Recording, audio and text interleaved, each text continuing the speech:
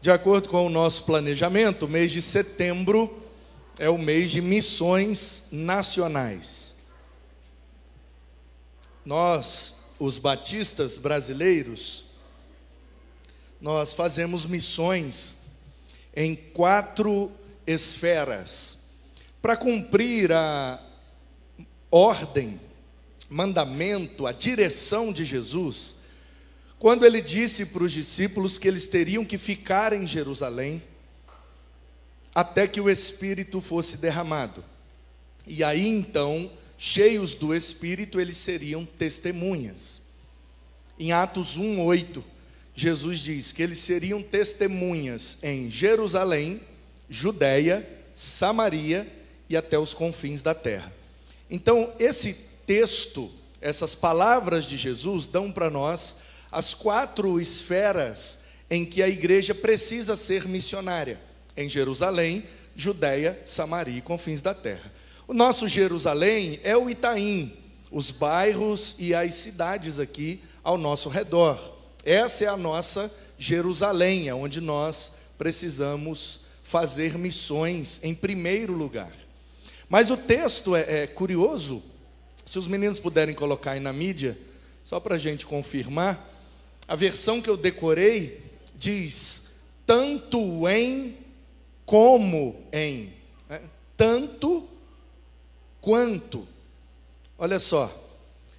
Testemunhas tanto em Jerusalém como em toda a Judéia, Samaria e confins da terra. É tanto aqui quanto lá. Então não é aquela coisa de aqui é mais importante ou lá é mais importante. É como se você perguntasse a um pássaro qual das 2 asas é mais importante. As 2 são igualmente importantes. Então é importante a igreja fazer missões igualmente nessas 4 esferas. Ou seja, enquanto faz em Jerusalém, também faz na Judéia, Samaria e confins da terra. Então a gente tem aqui o Ministério de Missões e Evangelização, que com várias ações a gente tenta alcançar a nossa Jerusalém. Depois nós fazemos missões estaduais, que é a nossa Judéia. Através da Convenção Batista do Estado de São Paulo, temos vários projetos e vários missionários espalhados pelo Estado de maneira estratégica para a gente expandir o reino. Da mesma forma, em missões nacionais, ou seja, vários projetos e vários missionários estrategicamente espalhados pelo Brasil para que o reino de Deus seja expandido, para que a igreja seja edificada em nossa nação. E aí nós fazemos na última esfera, aos confins da terra, através da nossa junta de missões mundiais. Vários projetos e missionários, cerca de 2.000, só na junta de missões mundiais, brasileiros no exterior, nós temos cerca de 2.000 missionários e projetos espalhados. Inclusive agora, 3 irmãos aqui da PIB Itaim estão nos representando lá na Ucrânia, em um dos projetos da Junta de Missões Mundiais. A Kelly, que é a nossa ministra de missões, está lá junto com a Maria Eunice e o Isaías. A Nice, que é líder do ministério Sinalizando o Reino aos Surdos, e ela está lá junto com o marido Isaías e a Kelly, ali atuando como voluntários num projeto. Estão lavando, estão limpando, estão cozinhando, estão fazendo tudo que é necessário lá para ajudar aquela nação que vem sofrendo há um bom tempo por conta da guerra. Felizmente eles estão longe, né? A guerra é mais lá na divisa com a Rússia, no lado leste da Ucrânia, e eles estão mais do lado oeste. Então eles estão fora de qualquer perigo, fora de qualquer risco iminente de guerra. Então, nós em março fazemos missões mundiais, nós em junho fazemos missões estaduais e em setembro missões nacionais, porque são esses meses que as juntas escolheram para celebração da campanha. Então eles desenvolvem um tema, um alvo, e todas as igrejas batistas do Brasil fazem missões, fazem essas campanhas para que a gente aumente as orações, as ofertas, o engajamento da igreja, para que a gente possa, através desses muitos projetos, fazer missões, tanto no Itaim, quanto nos lugares onde precisa. E esse ano, a Junta de Missões Nacionais escolheu esse tema: Jesus transforma. E nós temos visto, desde o início do mês, como que Jesus nos transforma. E essa série está sendo uma bênção. Começou agora e já está muito boa, porque ela começou falando sobre o passado. Jesus transforma o nosso passado. Então nós vimos ali a transformação de Jacó para Israel. Nós vimos que Jesus transforma o nosso presente. Nós vimos a transformação da mulher samaritana. No presente, no mesmo dia em que ela creu em Jesus, ela imediatamente se tornou uma missionária. Ela foi transformada no presente, no mesmo dia. E veremos agora como que Jesus transforma o nosso futuro. Ele transforma o passado, ele transforma o presente, ele transforma o futuro. E para isso, eu quero ler Lucas 23, a partir do 39. Se você quiser abrir na sua versão preferida, ou quiser acompanhar aí, vai ser projetado o texto, Lucas 23, a partir do 39. Um dos malfeitores, crucificados, blasfemava contra Jesus. E ele dizia: você não é o Cristo? Salve a si mesmo e depois salve a gente.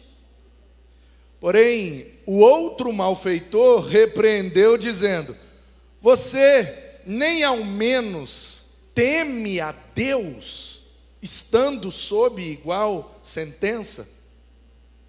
A nossa punição é justa, porque estamos recebendo o castigo que os nossos atos merecem. Mas este, Jesus, não fez mal nenhum.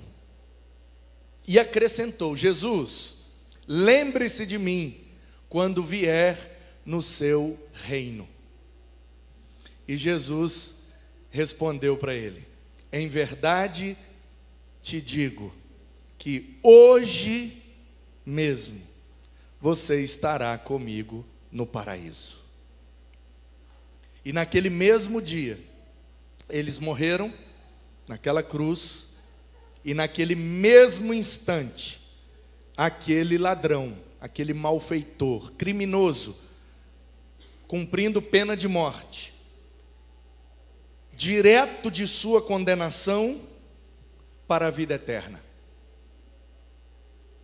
Eu acho que esse, se não é um dos casos mais impressionantes de transformação que eu já vi na minha vida. Sim, Jesus transforma. E a gente conhece N casos. Acabamos de ver aqui a Sílvia. A gente conversa com essa mulher e a gente não consegue acreditar. A gente só acredita porque a gente vê foto, a gente vê vídeo. E a Cristolândia é um projeto muito sério, mas é difícil acreditar. Quando você conversa com ela, você acreditar que alguns anos atrás ela estava lá na Cracolândia sendo chamada de bruxa. É muito difícil de acreditar. Esses dias um amigo, eu vou até botar o áudio aqui para vocês verem. Eu mostrei o áudio para o pessoal, acho que foi da liderança.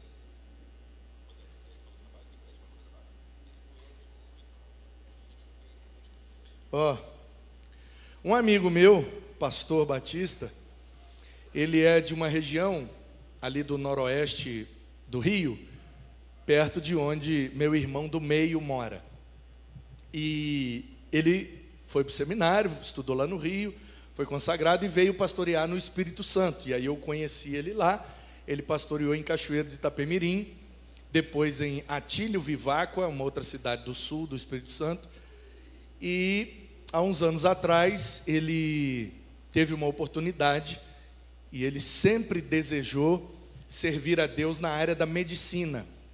E ele tentou por muitos anos e não conseguiu, mas agora, há alguns anos, ele conseguiu então a condição de fazer a faculdade de medicina, e aí ele embarcou nesse sonho, nesse projeto de ser médico para servir a Deus através da medicina. E ele sonha isso desde criança, e agora ele está conseguindo realizar. E aí ele está estudando, e de vez em quando ele tem que ir lá para o hospital para fazer alguns atendimentos, acompanhar. Eu não sei como é que chama e o que é não. Sei que ele estava no hospital, e chegou um pessoal lá no hospital, batendo um papo, o pessoal falou que era de Tombos, porque ele faz faculdade e atende lá em Itaperuna. Itaperuna é noroeste ali do Rio, e é bem próximo da divisa com Minas, onde a primeira cidade da divisa já é Tombos. Então, muita gente de Tombos, quando precisa de uma estrutura maior e melhor, ou vai para Muriaé, que é Minas, ou vai para Itaperuna, que é mais ou menos a mesma distância. Itaperuna é até um pouco mais perto. E se não for uma necessidade do estado de Minas, às vezes tem que ir para Muriaé. Mas uma necessidade mais pessoal, o pessoal prefere ir para Itaperuna, que é mais perto. Aí o amigo meu estava atendendo, chegou a família, falou que era de Tombos, ele falou, eu tenho um amigo que é de Tombos. Quem que é seu amigo? E cidade pequena, né? Tombos tem poucos mil habitantes, e no meu tempo eram 6 mil habitantes, agora eles dizem que tem 10 mil habitantes, mas eu acho difícil, enfim. Aí, quem que é seu amigo? O nome dele é Manu. O Manu, mesa barba, Manu, filho da Jô, ele mesmo. Aí o rapaz falou isso aqui com o meu amigo. A moça aí, cara, ele me contou um pouquinho da sua história. O que acontece? Ele falou assim, rapaz, você conhece o Manu Mesa Barba? Ele me conhece muito, rapaz. Inclusive, eu tive com ele recentemente. Aí o cara falou assim, rapaz, aquele homem lá é a prova que Deus existe. Que aquele homem é um milagre, rapaz, que Deus transforma a vida de uma pessoa. Porque lá em Tombos, ele era conhecido como o Diabo Louro. Mas Deus transformou, rapaz. Não tive que ir lá ver. O homem é pastor, representante da ordem e tal. Eu falei, eu conheço um pouquinho, né? Mas não dei muito spoiler, não. Só falei assim, não falei que eu sou pastor nem nada, não. Eu conheço um amigo meu, que bom, cara, figuraça e tal. E ele falou assim, rapaz, manda um abraço pra ele, manda uma foto minha pra ele aí, pô, tal.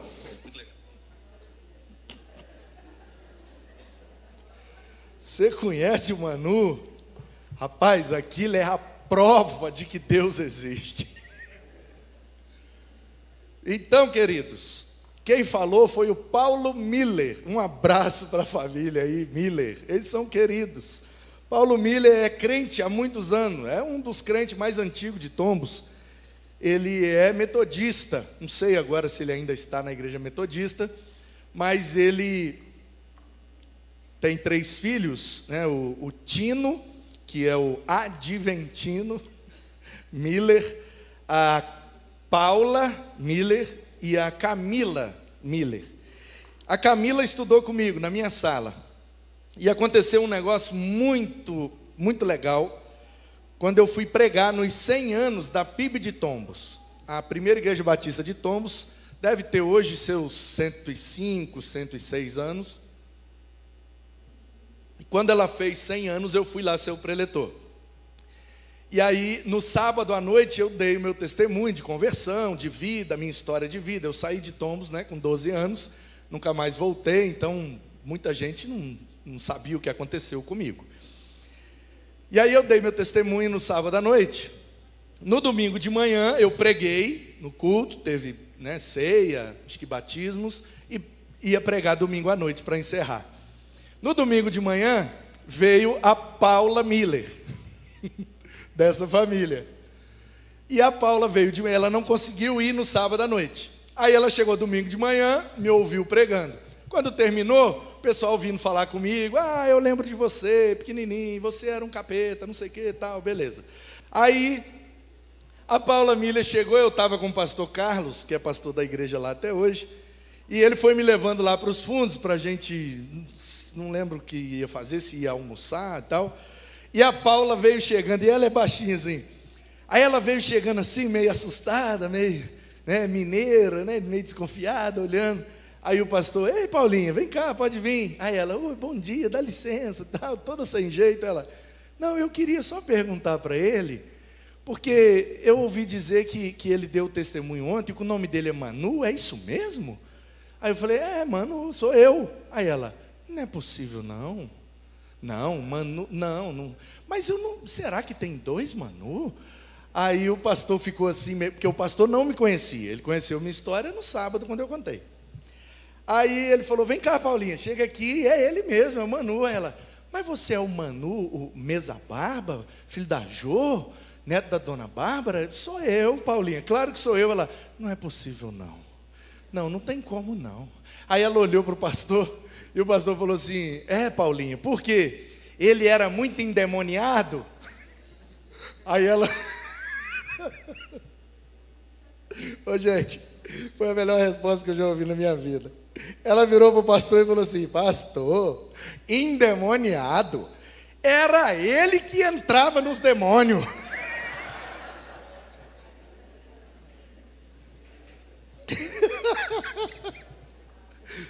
Aí eu falei, Paulinha, sou eu mesmo, vem cá me dar um abraço. Aí chamei ela de um apelido que a gente chamava, que ela não gostava, né? Eu fazia muito bullying com os outros. E fazia também com a irmã dela. E com a irmã dela, irmãos, foi um negócio bem sério, assim, porque o bullying que eu fazia com a irmã dela causou um prejuízo emocional e um desequilíbrio na saúde mental dela que foi muito forte. Então ela teve assim um problema grave por conta do bullying que eu fazia com ela. E eu não fazia ideia disso. Mas quando aí ela me disse isso, e ela falou, Manu, a Camila vai gostar muito de ver. A Camila vai acreditar menos do que eu, porque como a Camila sofreu com você. Porque assim, irmãos, eu passava do limite mesmo. Eu era mesmo, sabe? E aí eu falei, então fala para ela vir à noite. Vou tentar. Aí rolou o culto da noite, eu estava pregando. No meio assim, mais ou menos no início, no meio da introdução da mensagem, entrou e chegou ela, Camila Miller. Ela chegou, sentou ali, aí eu olhei, Camila, é você, Camila? Aí ela, sou eu. Aí eu falei, Camila, que bom que você veio, muito obrigado pela oportunidade, eu precisava mesmo te falar um negócio. E aí eu aproveitei aquela oportunidade, desci, fui lá, dei um abraço a ela, pedi perdão a ela por todo o mal que eu tinha feito, e foi um momento muito especial, e foi muito importante. Então essa família muito querida, família Miller, e o Paulo Miller achou realmente, falou, rapaz, Jesus transforma mesmo. Como que aquele menino virou um pastor e representante da ordem, na época que ele mencionou, eu era vice-presidente dos pastores batistas do Brasil, após 4 anos de presidir os pastores batistas no estado do Espírito Santo. Então acho que ele viu a foto da minha posse no Facebook e comentou até isso lá na foto, de como que Deus age, como que Jesus transforma, como que aquele menino estava ali por causa da transformação que Jesus, e só Jesus pode fazer. Então assim, eu conheço N casos, muitos casos. Se eu desse a oportunidade, a gente ficaria aqui a noite toda ouvindo histórias de que Jesus transforma, cada uma mais impactante e extraordinária que a outra. Mas eu preciso reconhecer que a história de transformação desse homem aqui é um negócio diferente, extremamente extraordinário, porque ele viveu a transformação mais abrupta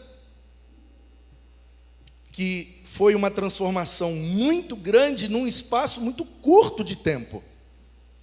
Como que aquele homem está crucificado, pagando com pena de morte pelos crimes que cometeu, e eu não posso nem imaginar quais foram os crimes que aquele homem cometeu, certamente coisas muito piores que eu e a Silvia fizemos na vida.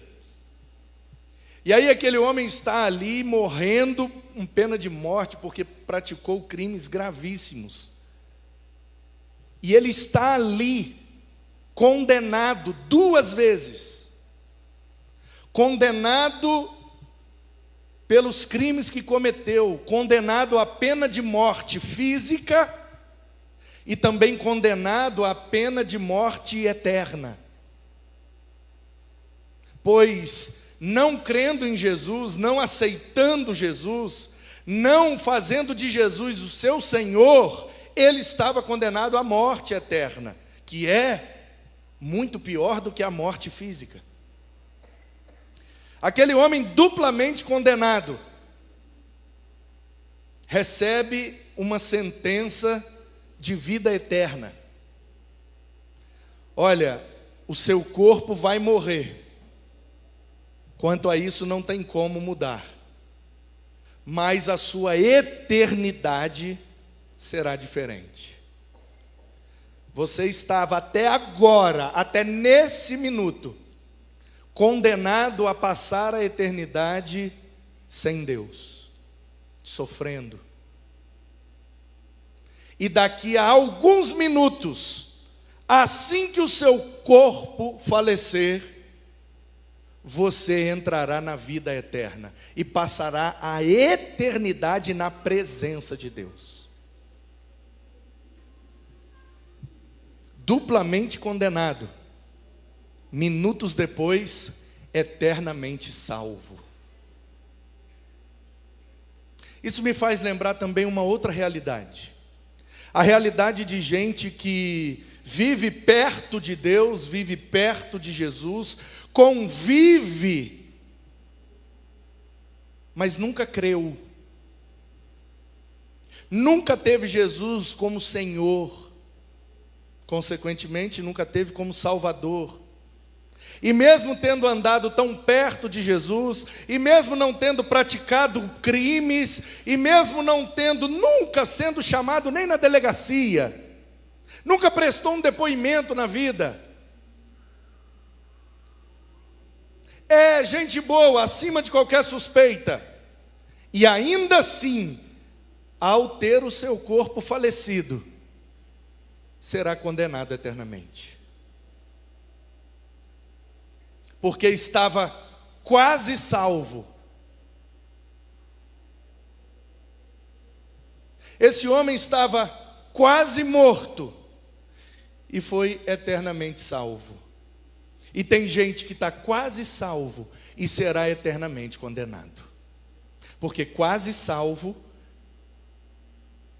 é condenado por completo. De forma que não adianta a gente estar ao lado de Jesus, a gente conviver com Jesus, a gente ouvir e até mesmo concordar com as palavras de Jesus. Mas se nós não tivermos de fato Jesus como Rei, como Senhor, como nosso dono, se isso não for uma verdade dentro de nós, a gente será quase salvo e eternamente condenado. Ao olhar essa cena, eu também me lembro de uma outra verdade. Você se lembra que Jesus foi chamando os seus primeiros alunos? Todo o processo de discipulado, e isso Jesus ensina para nós, começa com alguns primeiros alunos. Você precisa selecionar e investir na vida deles por algum tempo, até que eles tenham condição de reproduzir essa atitude. Jesus tem milhares e milhares de alunos nesses 2000 anos, mas ele chamou aqueles 12 para serem seus primeiros alunos. E ele foi chamando, e eles foram deixando o que faziam para seguir a Jesus e ter uma educação intensiva, um discipulado intensivo no dia a dia, todos os dias. E aí Jesus passou na beira daquele lago, de tão grande, conhecido como Mar da Galileia, passou lá e chamou também alguns pescadores. E o texto diz que eles deixaram as redes e seguiram Jesus. Pedro, Tiago e João. Tiago e João eram irmãos, e Pedro, parente, moravam todos ali próximo àquele lago e viviam da pesca daquele lago. E Jesus falou com eles, no ato de chamá-los: vocês são pescadores de peixe, eu quero fazer de vocês pescadores de homens. Se lembram disso? Pois bem, quando eu olho para a cena desse homem crucificado ao lado de Jesus, exercendo fé em Cristo e ouvindo da boca do próprio Cristo: hoje mesmo, assim que você morrer, nós vamos estar juntos por toda a eternidade. Pensa no privilégio que esse homem teve, ouvir isso da boca do próprio Jesus.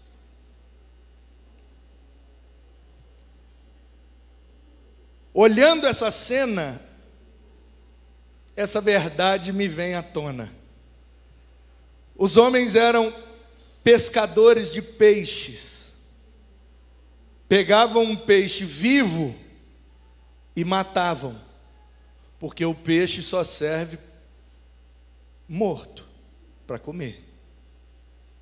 Eles não praticavam pesca esportiva, ou como é que chama quando você bota os peixes no aquário não, eles pescavam para vender, e quem comprava para comer. Então só faz sentido a mercadoria deles se eles pegam o peixe vivo, porque se ele estiver morto também já era, né? Estragou o peixe. Então tem que pegar vivo e tem que matar. Eles estavam acostumados a pegar vivo para morrer. Aí Jesus chamou eles: agora vem pescar homens. E eles imaginam assim: será que é a mesma dinâmica? A gente pega um homem vivo e mata ele? Porque só serve se estiver morto? Aí Jesus: calma, vocês estão dando muito spoiler, vocês estão contando já o final do filme. Na verdade, é isso que eu vou fazer com eles. Eu vou matar eles, porque se realmente vocês não estiverem mortos, não tem como fazer nada. Mas se eles morrerem, então eu dou vida a eles novamente, e aí sim vai fazer sentido. Mas na dinâmica primeira ali, eles estavam pescando homens mortos para viverem.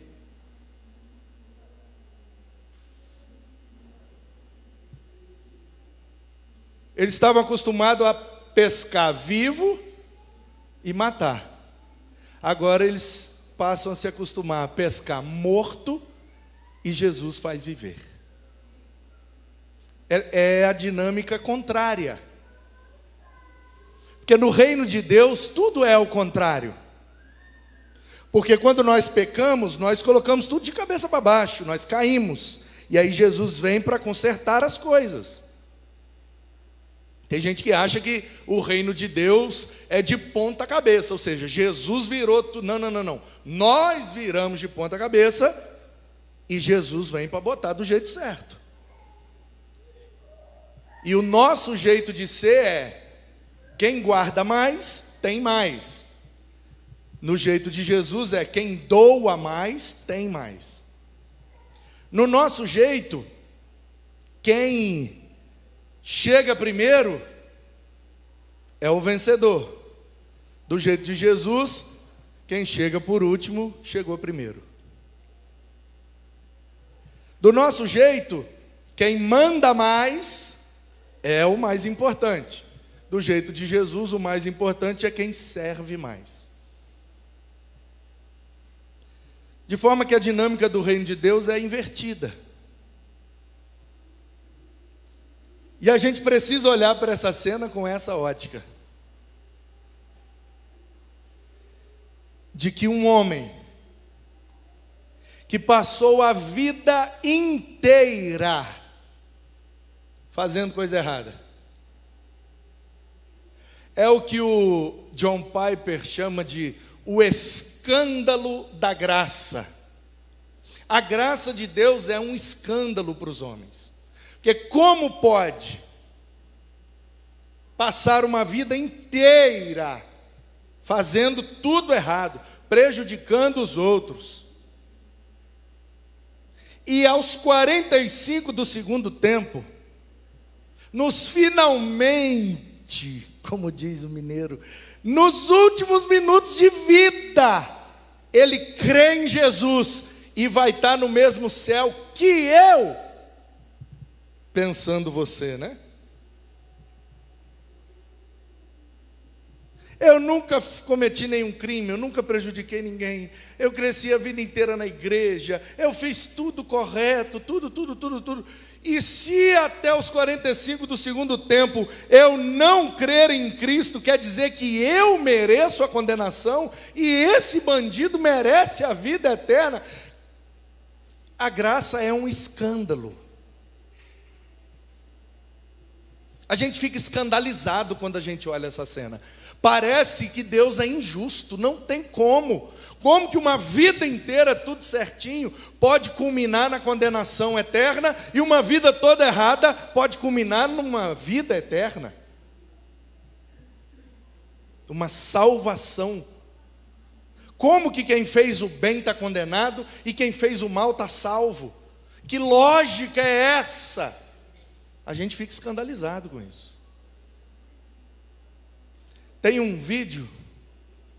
Quem que está hoje lá na mídia? Guilherme? Guilherme e Júlia. Dupla top. Guilherme, talvez você ache aí para nós.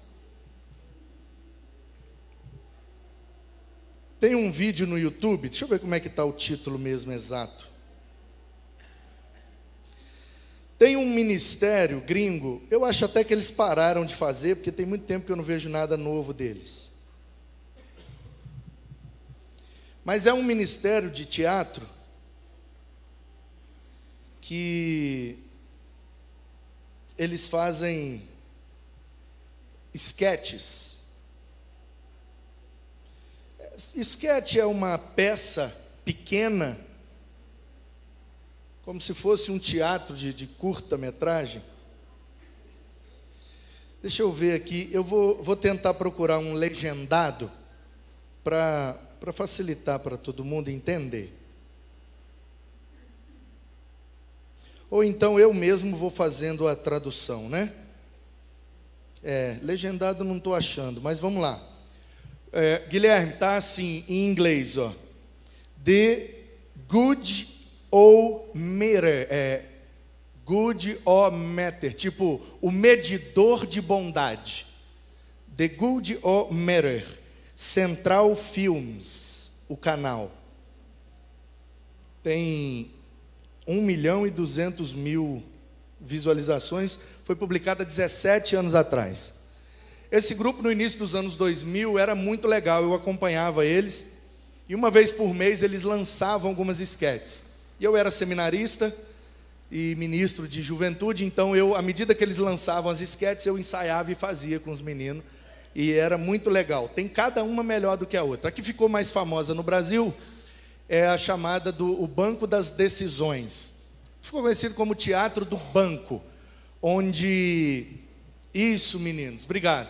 Deixa na agulha aí, no esquema, no pause, confere aí o áudio, se vai sair tudo certinho. E aí, esse do banco ficou muito famoso, que é o chamado Banco das Decisões. Onde uma pessoa chega com um banco, né? E diz, olha, é nesse banco aqui que eu tomo todas as decisões da minha vida. E aí mostra a dinâmica dela sentar no banco, tomar a decisão, tal. Aí de repente ela vai orar, aí Jesus vem conversar com ela. Aí ela, Jesus, que bom que você veio, eu queria mesmo te dar um presente. E aí ela entrega o banco para Jesus e diz: olha, esse é o banco das decisões. Toda vez que eu vou tomar uma decisão, eu sento nesse banco. Quero dar de presente para o senhor sentar nele e tomar todas as decisões por mim.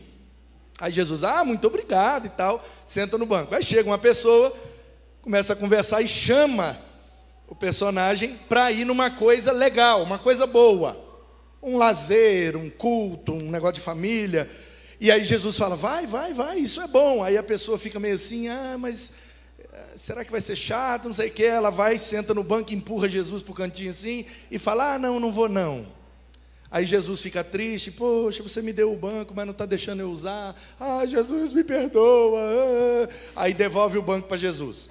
Aí vem outra pessoa e diz: vai ter lá um não sei o que, uma coisa ruim, uma balada, não sei o que, um esquema. E aí Jesus fala: não, isso aí não vai não. Aí ele vai, senta no banco, vai empurrando Jesus e vai e diz: não, eu vou, claro que eu vou. E aí fica um tempo nessa dinâmica, Jesus falando não e ela falando sim, Jesus falando sim e ela falando não, empurrando Jesus do banco, até que Jesus levanta e dá tchau e vai embora. Aí ela: não, Jesus, não me abandona, volta pelo amor de Deus, toma o banco. Aí Jesus vai pegar o banco, aí ela: vai dar ou não vai dar, aquela coisa. Aí Jesus solta e fala: olha só, você já tomou sua decisão, e vai embora.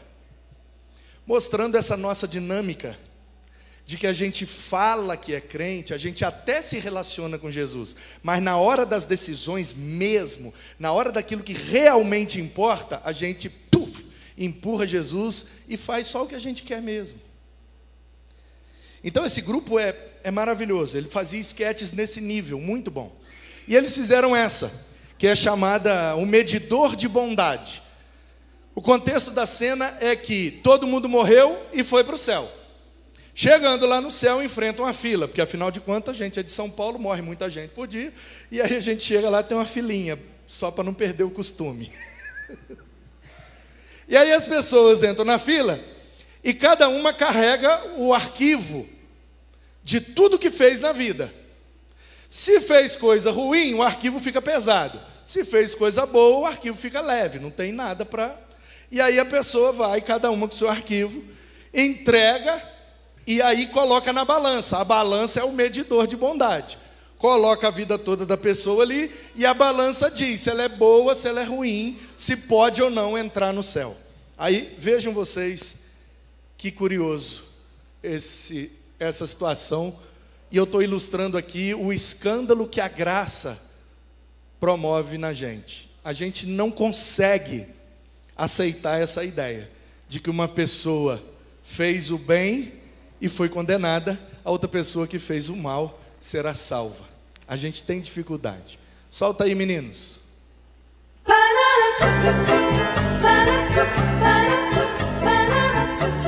Next. File, please. Some lying, some stealing, and some acts of kindness here and there. I tried to live a good life. Well, let's see how good.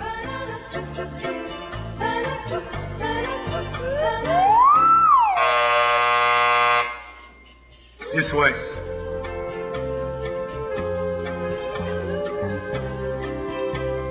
Next. File, please. Okay, I admit it. I did a lot of bad things. Yes, I see. But I've done good things too, to offset the bad things. Like one time I cheated on a test, but then I cleaned up trash in the park. That should balance out, right? Let's find out.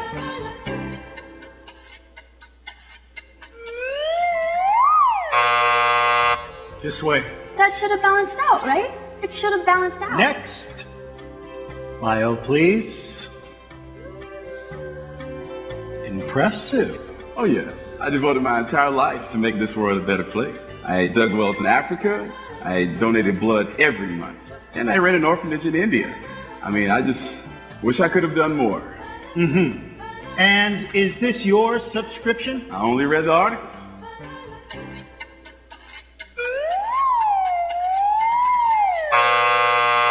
I only read the articles. I only read the articles. Next. My mom goes to church.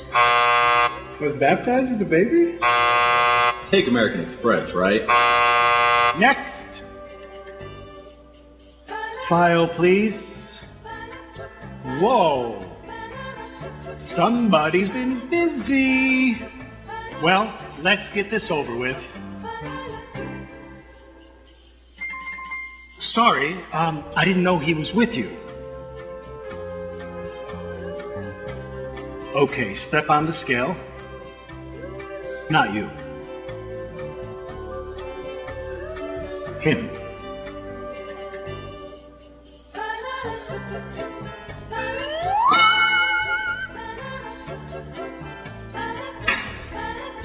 Hey, wait a minute. That is totally not fair. That's why it's called grace.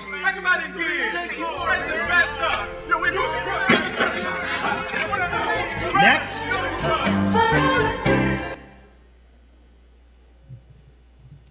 Entendeu, né? Um frequentou a igreja, o outro foi batizado, o outro serviu na África, fez isso, fez aquilo, não vai entrar. E esse cara que fez um monte de coisa com esse arquivo desse tamanho, vai entrar só porque Jesus subiu na balança por ele e chamou ele para entrar. Olhando para aquele homem que a tradição atribui o nome de Dimas, existe uma tradição que não é escritura, mas aquilo que vem passando ao longo dos séculos na igreja, e a tradição cristã, não a Bíblia, diz que o nome daquele homem era Dimas. E teve um poeta urbano que cantou recentemente que Dimas foi o primeiro vida louca da história, né? O cara que fez tudo errado, o cara que a sociedade está condenando e que no fim das contas Jesus vai salvar. É o escândalo da graça.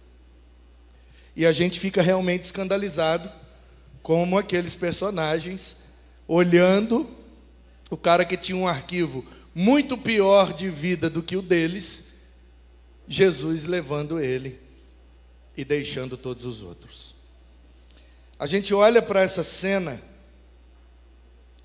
e a gente fica tentado a imaginar a mesma coisa. Porque o nosso problema é que a gente acha que é bom. A gente acha que merece. A gente acha que somos melhores. A gente acha.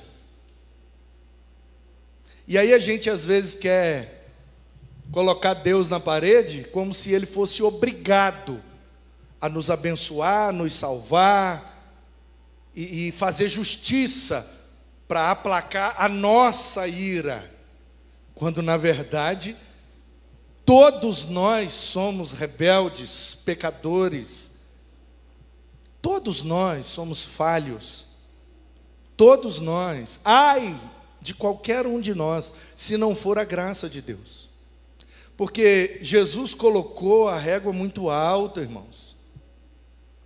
Se a gente estivesse junto com Moisés no deserto, com aquelas centenas de leis, seria mais fácil.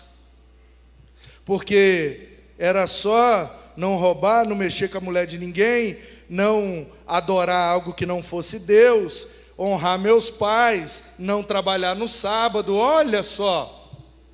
Muito mais fácil. Aí Jesus vira e fala, não. Você não matou ninguém? Não, Jesus, não matei ninguém. Ok, mas você teve ódio de alguém? Não, aí sim eu tive. Ele, então, para mim é a mesma coisa. Você percebe? Você não pegou a mulher de ninguém, não mexeu com a mulher de ninguém. Não, Jesus, que isso, Deus me livre. Nunca mexi com a mulher de ninguém. Ok, mas você olhou para alguma mulher de um jeito assim? Não, Jesus, aí não tem jeito, eu olhei. Então, para mim é a mesma coisa. Aí Jesus começa, ouviste o que foi dito? Eu, porém, vos digo. Ouviste o que foi dito? Eu, porém, vos digo. Vocês achavam que estava difícil? Vou piorar um pouco mais. Para que a gente tenha convicção. Eu não mereço. O nosso problema é olhar para essa cena e achar que a gente é melhor que aquele bandido. Somos não, irmãos. De onde nós tiramos a ideia de que nós merecemos mais do que o Dimas?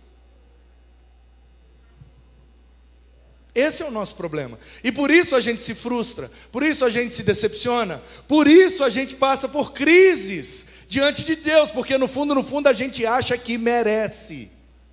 Só que a Bíblia diz que ninguém merece. O único que merece é Cristo. E a gente, se tem alguma coisa, é por causa dele. O perfeito é ele, o melhor é ele, quem merece é ele. Ele fez a vida do Dimas fazer sentido, ainda que fosse nos seus últimos minutos. Então eu quero voltar para o texto e olhar com vocês, já concluindo, alguns detalhes que eu e você precisamos fazer para que a gente viva também essa cena, para que a gente possa olhar para Jesus e descansar, usando a morte daquele homem com essa figura do descanso. Assim que aquele homem descansou, assim que o corpo dele faleceu, ele entrou na vida eterna. Nós precisamos viver essa mesma experiência. E a minha oração é que ela seja hoje. Que a gente olhe para Jesus e pense assim: eu não mereço, eu sou bandido, eu sou pecador, eu mereço a pena de morte. Se Deus me matar agora e me mandar para o inferno, Ele está certo, eu mereço, é isso mesmo. Mas, aí vem esse mais, eu amo toda vez que aparecer um mais, um porém na sua Bíblia, você fica esperto que tem um negócio bom ali. Mas aquele homem olha para Jesus e fala: Senhor, lembra de mim. Ô Senhor, não esquece de mim não. Eu queria que você se colocasse no lugar daquele homem. Você, pelos seus pecados, na medida de Jesus. Se você pensou alguma coisa ruim, se você desejou alguma coisa ruim, se você olhou com um olhar impuro, se você foi egoísta, pelo menos uma vez na vida, você é assassino. Então você está ali, pregado na cruz, para morrer pelos seus pecados. Se imagine nessa cena. Tudo que você pecou, e Jesus conhece sua vida, Jesus conhece seu coração, sua mente, Ele sabe tudo que você pensou, desejou, sentiu, sabe tudo.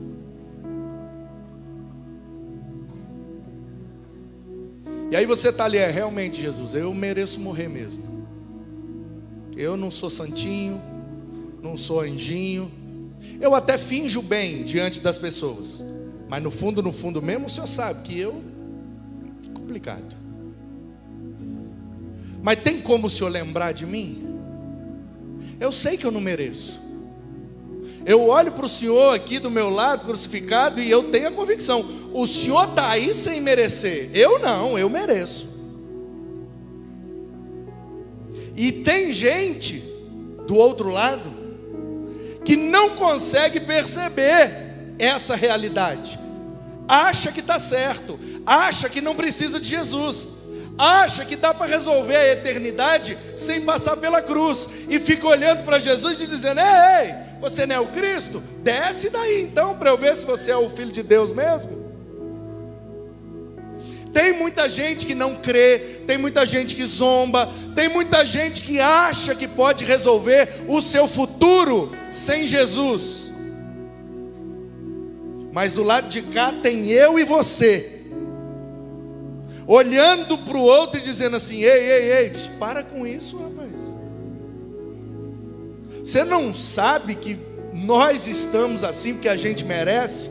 Nós somos pecador mesmo. Nós não merecemos nada mesmo não. Mas Ele não cometeu nenhum crime. Ajudou um monte de gente. Alterou o futuro de um monte de gente. Pelo menos respeita. Porque a gente sabe que não merece. A gente sabe que é rebelde. A gente sabe. E no fundo a gente olha para Jesus e fica, se Ele não se lembrar de mim, eu estou lascado. Porque no fundo, em essência, eu sou igualzinho ao outro lá que está zombando. A minha natureza é tão pecaminosa e a minha vida é tão ruim quanto a do outro lá que está zombando. Mas eu não tenho coragem de zombar. Eu não tenho coragem de desrespeitar. Eu vou exercer minha fé. E minha fé me diz o seguinte: eu não posso me livrar da morte do meu corpo, mas eu posso me livrar da morte da minha alma. Então, ainda que seja só para livrar a morte da alma, eu vou tentar, nem que seja uma última vez. Senhor, tem como o Senhor lembrar de mim? No teu reino. Presta atenção nessas palavras e se coloque nessa cena.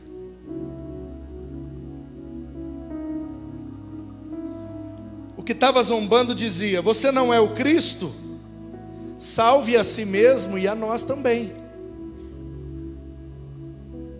No 39. A gente conhece um monte de gente que está com a vida toda lascada. A gente conhece um monte de gente que talvez não tenha nem como piorar, porque está ruim mesmo. A gente conhece um monte de gente que precisa tanto de Jesus quanto nós, mas eles não querem. Eles falam que não querem, eles zombam, eles não estão nem aí.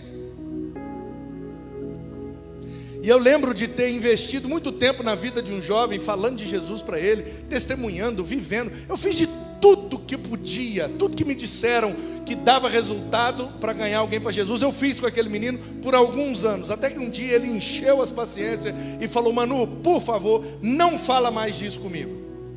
Eu falei: rapaz, mas eu estou preocupado com você, eu quero o seu bem. E ele falou: mas eu não quero.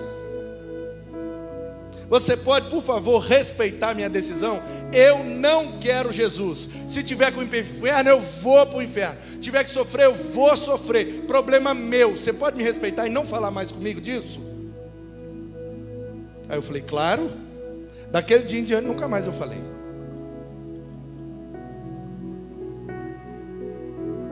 Foi uma decisão que ele tomou. E você quer saber a verdade? Eu admiro quem faz isso. Porque pelo menos toma uma decisão. E nós que dizemos que cremos e ficamos nessa indecisão a vida inteira. A gente canta que entrega tudo, mas na hora a gente diz que vai entregar o banco para ele, mas na hora de decidir a gente empurra ele e decide só o que a gente quer. No final das contas, o que é mais admirável? Quem diz que não quer ou quem diz que quer e vive como se não quisesse? Eu acho que é exatamente disso que Jesus estava falando para aquela igreja. Era qual? Éfeso, Esmirna, Pérgamo, Tiatira, Sardes, Filadélfia, Laodiceia.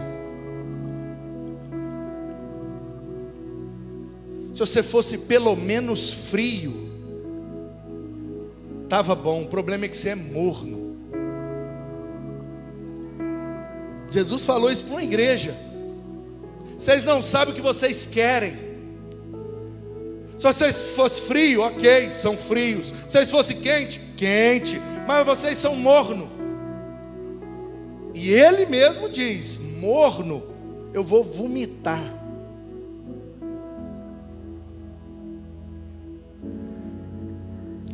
Ô Cleide, obrigado, meu filho.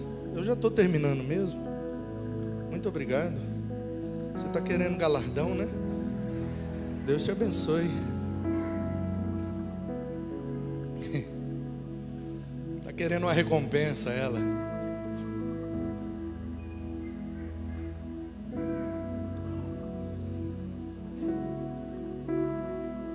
Porém, o outro repreendeu: você nem ao menos teme a Deus estando sob igual sentença?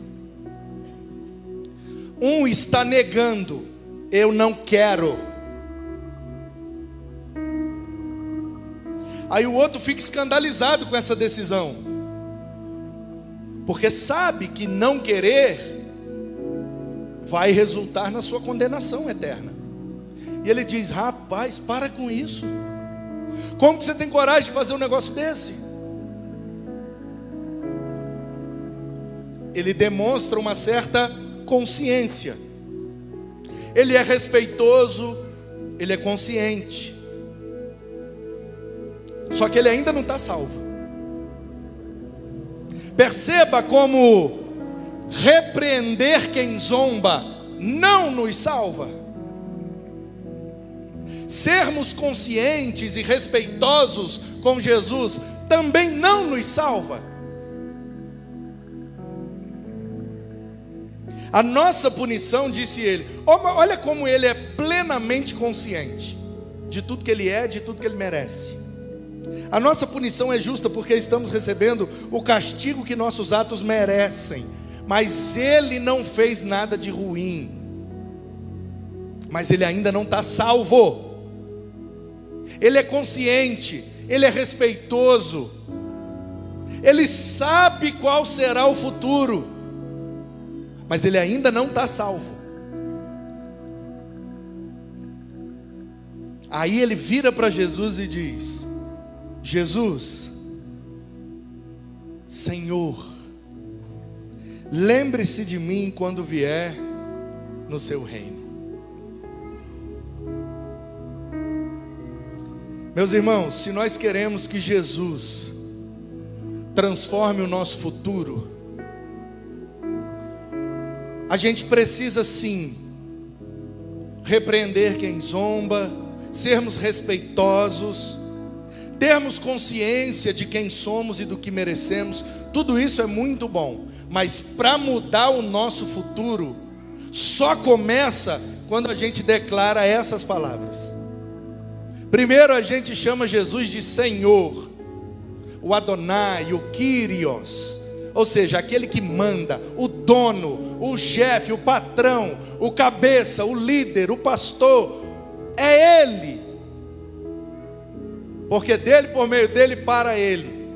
Dá o banco da decisão para Ele e não encosta mais no banco. Quem decide é Ele. Ele é Senhor, e se Ele decidir, ainda que eu não goste, eu tenho certeza que é para o meu bem, porque todas as coisas cooperam juntamente para o bem daqueles que amam a Deus e foram chamados segundo o seu propósito. Senhor, lembre-se de mim quando vier no seu reino.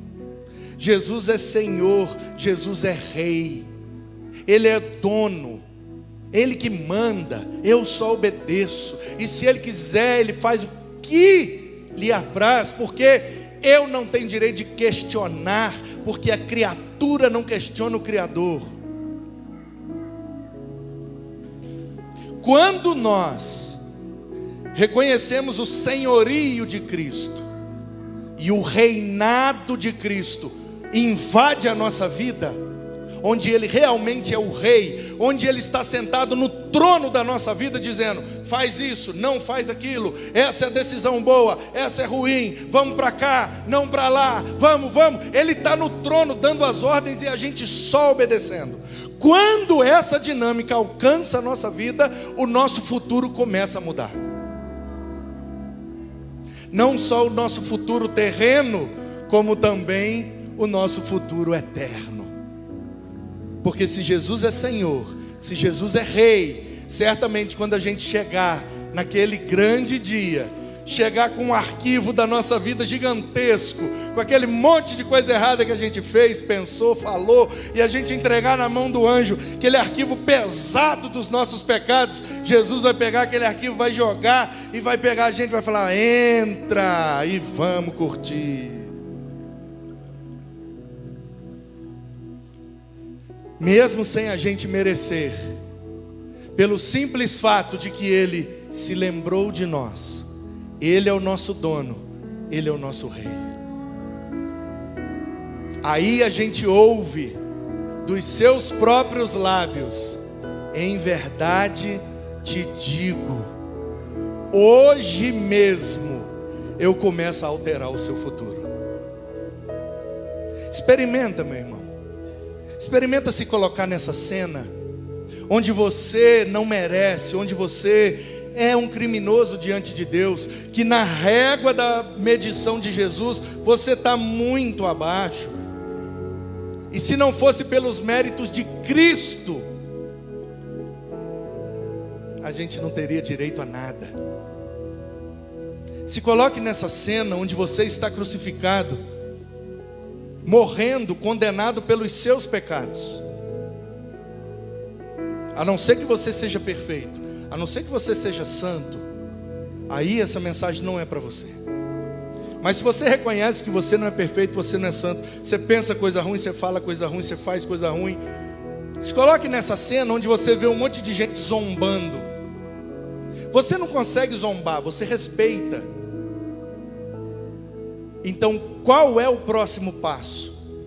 Respeitar, ter a consciência é tudo muito bom, mas isso não resolve. O que resolve é você olhar para Jesus e dizer: lembra de mim, seja meu dono, seja o meu rei, manda na minha vida, pega o banco das minhas decisões, senta nele. Eu aceito, eu me rendo, eu quero, eu preciso que o Senhor me oriente, porque eu não faço ideia de como será meu futuro se eu continuar do jeito que eu estou hoje.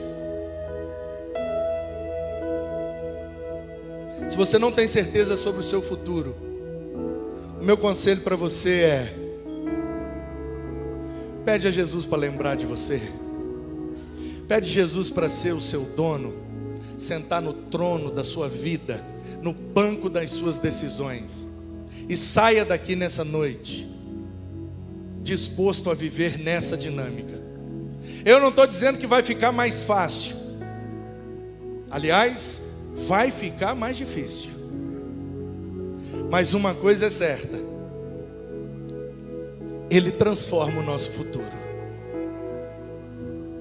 Quando a gente se rende, quando a gente crê, quando a gente quer, Ele transforma o nosso futuro, além de transformar a nossa eternidade.